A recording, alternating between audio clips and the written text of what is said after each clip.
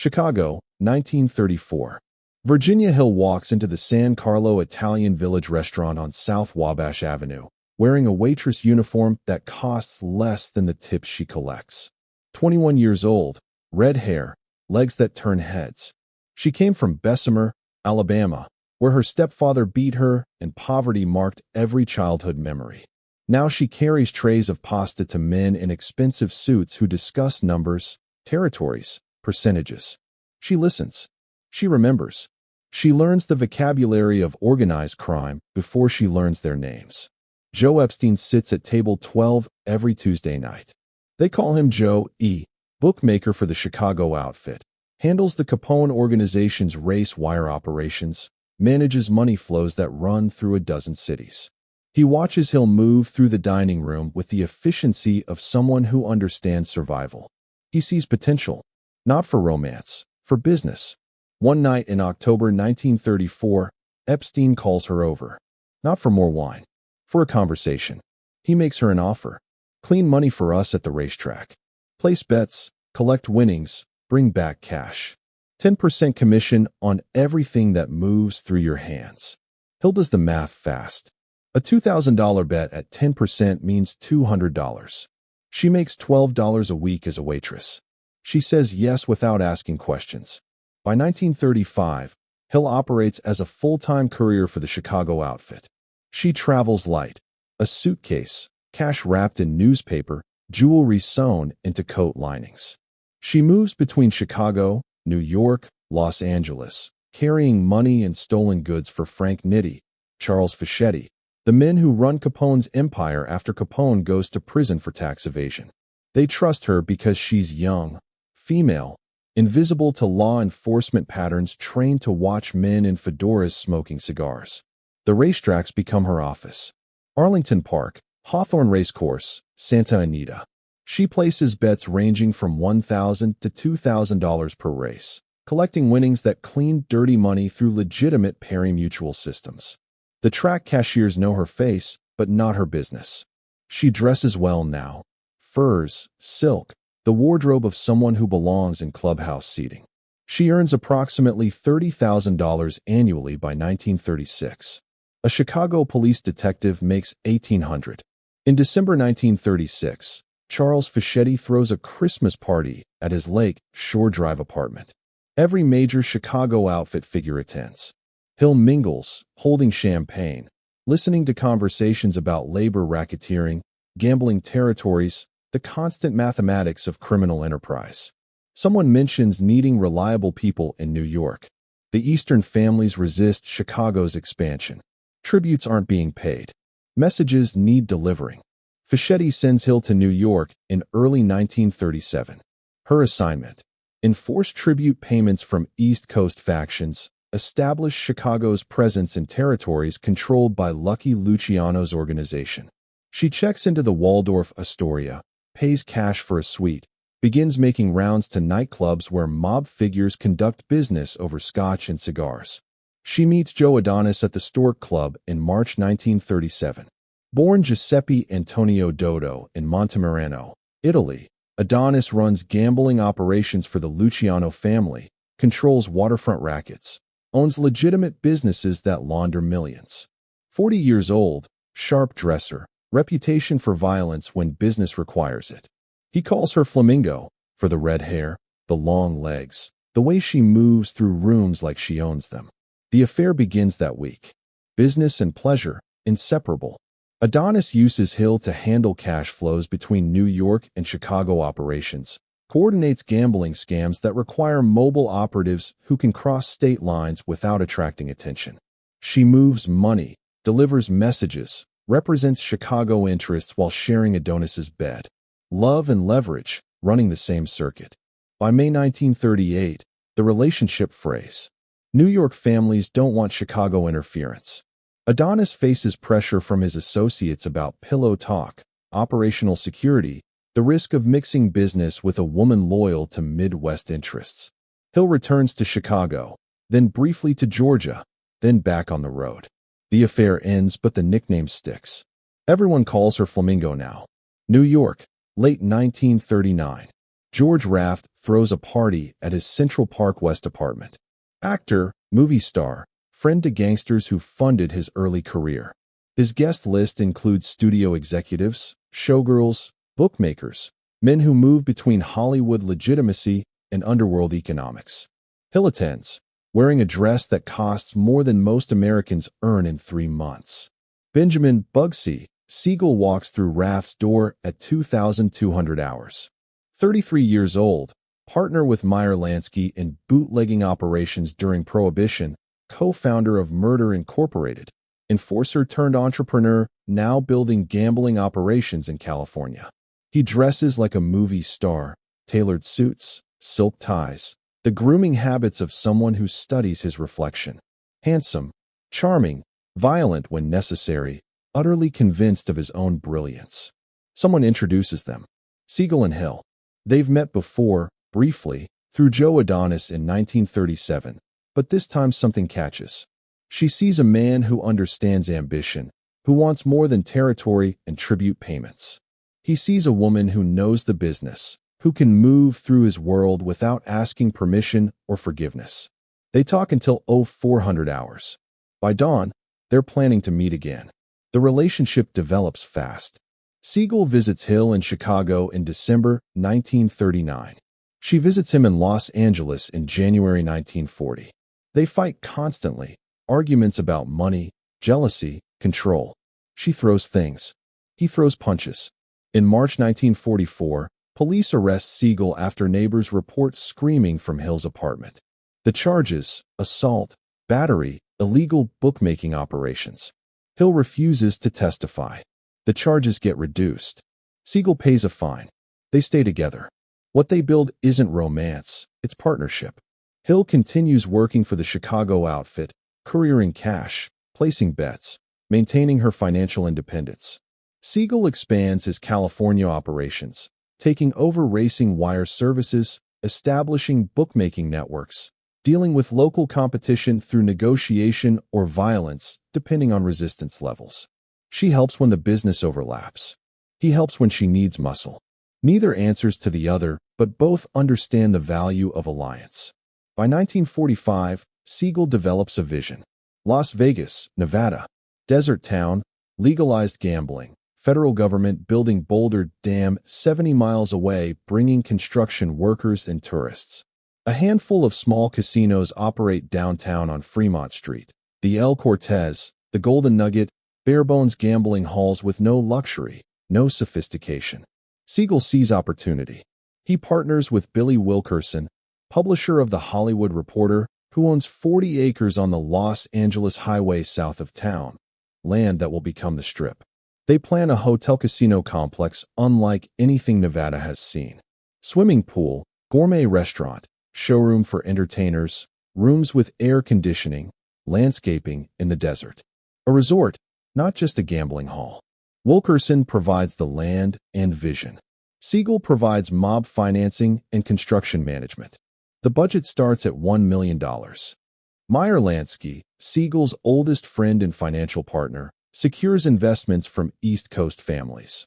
Money from Frank Costello, money from Chicago, money from syndicate operations that need legitimate investments to clean profits from narcotics, prostitution, gambling. By mid-1946, cost overruns force Wilkerson out. Construction materials cost triple the estimates. Labor unions demand payments. Desert conditions slow everything. Siegel takes full control, names the property the Flamingo after Hill's nickname. Hill moves to Las Vegas in late 1945. She lives with Siegel on site, watches construction crews pour concrete, frame buildings, install plumbing systems that fight against alkaline water and extreme temperatures. Siegel puts her in charge of interior decoration, selecting furniture, choosing color schemes, designing the aesthetic that will attract Hollywood celebrities and high rollers. She has taste, style, the sensibility of someone who studied luxury by association. She picks pink flamingo motifs for upholstery, orders custom carpets, demands quality that pushes costs higher. But she's also watching the money. The Chicago outfit didn't send her to Las Vegas to pick curtains. They sent her to track where $6 million goes, To verify Siegel isn't skimming construction funds. To report back on expenditures that should cost $1 million but somehow require 6. She keeps a diary, logging expenses, noting discrepancies. She sends reports to Frank Nitty's successors in Chicago, to Jack Dragna in Los Angeles. She's Siegel's partner in public. She's the mob's spy in private. The contradictions don't cancel each other out. She loves him. She uses him. He uses her. He trusts her with operational decisions while understanding she maintains loyalties beyond their bed. Neither pretends otherwise. This is the bargain they made. Affection and self-interest running parallel tracks, intersecting but never merging completely. The Flamingo opens December 26, 1946. Premature, incomplete, desperate. The hotel wings aren't finished. Guest rooms lack furniture. But the casino operates. The showroom books performers. Siegel needs cash flow to justify the expenditures to investors growing impatient with delays and cost overruns. Hill stands beside him at the entrance, greeting guests, playing hostess to celebrities who fly in from Los Angeles. George Raft, Charles Coburn, Vivian Blaine. The weather doesn't cooperate. Rain in the desert, rare and miserable. Flights get canceled. Guests stay home. The ones who arrive find a casino that's beautiful but chaotic, service problems, operational glitches, amateur management showing through expensive wallpaper. High rollers win big at the tables. The Flamingo loses $300,000 in 2 weeks. Siegel shuts down operations in January 1947 to finish construction properly. The mob investors aren't sympathetic. $6 million spent, $300,000 lost in opening weeks. Rumors circulating that Siegel skimmed up to $2 million, possibly depositing the funds in Swiss accounts through Hill as courier. The evidence is thin, mostly mob paranoia, financial assumptions, the mathematical certainty that $6 million shouldn't disappear into desert construction without more to show. But in organized crime, suspicion carries the weight of proof. Meyer Lansky defends Siegel. They grew up together on the Lower East Side, built empires together, survived prohibition wars together. Lansky argues for patience. Let the Flamingo reopen. Let Siegel prove the concept. Give him time. The East Coast families listen because Lansky's reputation for financial acumen protects his judgment. But patience has limits. The Flamingo reopens in March 1947. This time it works. Guests fill the rooms. High rollers crowd the casino. Entertainment draws crowds from Los Angeles. The property turns profit, not enough to recoup $6 million quickly, but enough to show viability. Siegel believes he's proven himself. He believes the syndicate will forgive the overruns now that cash flows positively. He believes wrong. June 1947. Tensions between Siegel and Hill reach breaking point. They fight constantly now, about money, about her reporting to Chicago, about his suspicions that she's positioning herself to survive his potential execution. On June 8th, after a screaming match at the Flamingo that staff later describe as violent, Hill leaves Las Vegas. She flies to Los Angeles, then to Paris. She's gone when it happens. June 20th, 1947, 2,245 hours. Beverly Hills, California. Hill's mansion at 810 North Linden Drive. Siegel sits on the living room couch reading the Los Angeles Times sports section. Alan Smiley, mob associate, sits beside him. 2 shots fired through the window from outside. 1 bullet enters Siegel's face, exits the back of his skull. The second shot hits him in the neck. He dies instantly, age 41. Police find his body on the couch, blood on the newspapers, glass shattered across the floor. Smiley survives unharmed. The shooter aimed for 1 target only. No witnesses. No arrests. No one testifies. The murder remains officially unsolved, though mob insiders understand the message. The Flamingo cost too much. Someone paid for it. 20 minutes after the shooting, mob representatives walk into the Flamingo Hotel Casino in Las Vegas and announce new management. The timing suggests coordination, planning, approval from syndicate leadership. Meyer Lansky likely knew. Frank Costello likely knew. The Chicago outfit likely knew. Whether Hill knew remains speculation, though her departure 8 days before the assassination raises questions that never get answered. Hill stays in Europe through summer 1947.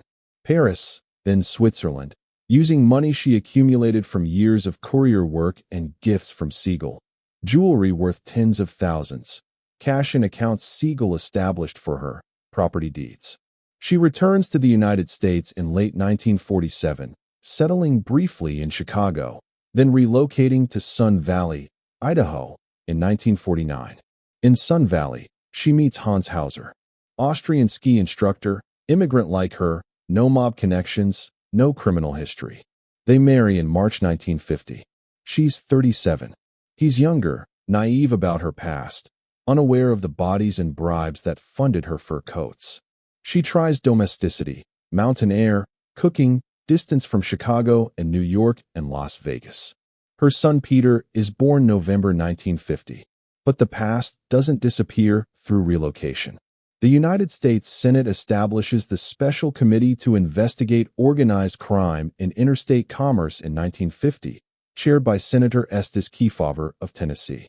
The committee subpoenas major mob figures, investigates gambling operations, traces money flows through interstate commerce. They want names. They want testimony. They want Virginia Hill. March 15, 1951. New York City, Foley Square Courthouse. Hill arrives wearing a $5,000 mink cape, broad-brimmed hat, silk gloves. The hearing room fills with reporters, cameras, spectators who watch the televised proceedings. Approximately 20 million Americans tune in. Committee counsel Rudolph Halley begins questioning. Where did the money come from? Hill claims horse racing winnings, approximately $30,000 annually. Who gave you jewelry? Gifts from friends, she says. No elaboration. Did you know Benjamin Siegel was involved in criminal enterprises? I didn't know anything about anybody, she answers repeatedly. Did you report income on tax returns? Yes, she insists, though no documentation supports the claim. Halley presses harder. How did you accumulate such wealth working as a waitress? Did Joe Epstein launder money through your accounts? Were you present when mob meetings occurred? Hill invokes the Fifth Amendment 17 times. She deflects, evades, claims ignorance about operations she facilitated for 17 years. The performance frustrates Halley, but reveals nothing actionable. Outside the courthouse after testimony, Hill attacks a female journalist, Marjorie Farnsworth, who photographed her without permission. Punches thrown, shouting, security intervention. The incident makes headlines alongside her testimony. Glamorous mob mall loses composure, reveals the violence beneath the mink cape. The Kefauver committee testimony accomplishes nothing legally. Hill admits nothing. No charges filed. But it exposes her publicly, connects her name permanently to organized crime, makes invisibility impossible. The IRS begins investigating her tax returns. Federal agents track her movements. The life she tried building in Idaho collapses under scrutiny. In 1954, a Los Angeles grand jury indicts Hill on 4 counts of income tax evasion. The government claims she failed to report substantial income from mob associations, money from Epstein, money from Siegel, money from courier operations spanning 2 decades. The IRS calculates she owes tens of thousands in unpaid taxes, potentially faces years in federal prison. Hill flees. She, Hauser, and young Peter leave the United States in summer 1954, relocating to Klosters, Switzerland. The IRS seizes her American assets, jewelry, furs, property. An August 1954 auction generates approximately $41,000. Not enough to cover the tax debt. Not enough to bring her back. Europe becomes permanent exile. Hill and Hauser move frequently, Switzerland, Austria, moving through borders 65 times between 1952 and 1956 according to immigration records. She maintains some wealth through foreign accounts, through resources Siegel established before his death, through whatever money she moved during her courier years that nobody tracked. But the lifestyle degrades. No more mink capes. No more Beverly Hills mansions. Just alpine villages and modest homes, and a marriage deteriorating under financial pressure and her inability to escape what she was. By 1965, Hill lives separately from Hauser in Salzburg, Austria. She drinks heavily, takes barbiturates, expresses suicidal thoughts to friends and family. Hauser finds her unconscious after one overdose attempt in 1965. She survives, but the pattern repeats. Depression, isolation, paranoia about mob figures who might want her silent permanently, fears about testimony she gave or didn't give, guilt about Siegel's murder, and whether her departure enabled his execution. March 22, 1966. Hill visits Hauser to discuss their son Peter's education. The conversation is brief, cordial, final. She leaves. 2 days later, she disappears from her rooming house in Salzburg. March 24, 1966. Austrian authorities find Hill's body in a snowbank near a brook outside Koppel, near Salzburg. Her coat folded nearby. Autopsy determines cause of death: acute barbiturate poisoning combined with alcohol. Suicide ruled official. A note recovered, though contents never publicly released, reportedly states she's tired of life. She's 49 years old. Alternative theories persist. Some mob historians suggest assassination, that Joe Adonis, deported to Italy in 1956, ordered her killed to prevent future testimony. That the Chicago outfit eliminated a liability who knew too much about operations spanning 3 decades. That Siegel's killers wanted her dead too, but waited 19 years. The theories lack evidence. No forensic proof of foul play. No witnesses. No suspects. Austrian police closed the case as suicide. What remains is a body in the snow and a life that ran parallel to organized crime's golden age. Virginia Hill operated in spaces women rarely accessed: courier, money launderer, spy, enforcer of tribute payments. She moved millions in cash, transported stolen jewelry across state lines, reported on mob operations to multiple syndicates simultaneously. She loved Benjamin Siegel and used him. He loved her and used her. Neither relationship canceled the other. Her legacy exists mostly in footnotes. The 1974 television movie, The Virginia Hill Story, starring Diane Cannon, reduces her to mob girlfriend, emphasizing glamour over operations. The 1991 film Bugsy, with Annette Bening, portrays her as volatile, passionate, secondary to Siegel's narrative. Books like Bugsy's Baby, The Secret Life of Mob Queen Virginia Hill, attempt fuller portraits but struggle against limited documentation. She never testified completely, never wrote memoirs, never explained the contradictions. What's documented? She moved approximately $10 million through racetracks between 1934 and 1947. She couriered for the Chicago outfit for 13 years. She maintained relationships with Joe Epstein, Joe Adonis, Frank Costello, Benjamin Siegel, major mob figures across multiple cities and crime families. She testified before Congress and revealed nothing. She fled the country rather than face tax charges. She died in exile. The Flamingo Hotel Casino still operates in Las Vegas, rebuilt, expanded, corporatized beyond recognition of Siegel's original vision. No plaque mentions Virginia Hill. No historical marker notes her role in choosing the flamingo motif, selecting the color scheme, reporting on construction costs to mob investors. Her contribution to Las Vegas history erased, condensed to Gangster's Girlfriend, the woman who wasn't there when the bullets came through the window. But the accounting tells a different story. Between 1934 and 1954, Hill operated at the highest levels of American organized crime. She outlived Siegel by 19 years. She avoided prison while contemporaries served time or died violently. She accumulated enough wealth to fund European exile for 12 years. She kept secrets that could have destroyed mob operations across multiple cities. History remembers Bugsy Siegel for building Las Vegas. It forgets Virginia Hill for helping him do it. It remembers her death in the snow. It forgets the 17 years she moved money, jewelry, and messages for the most powerful criminals in America. She loved him. She used him. He used her. The love was real. The calculation was real. Neither canceled the other. That's the truth that doesn't fit neat narratives about mob malls and gangster girlfriends.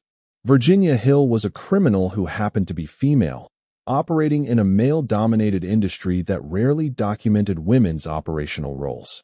She made choices: survival, profit, affection, betrayal. The choices made her what she was. In the end, she died alone in Austrian snow, tired of life, carrying secrets she never told. The flamingo lights still flash in Las Vegas. The money still moves through casinos. The structure she helped build operates without her name attached. That's the final irony. She helped create the machine, but history credits only the men. The woman who called herself Flamingo became invisible, remembered only for who she loved and how she died, not for what she did or how she survived.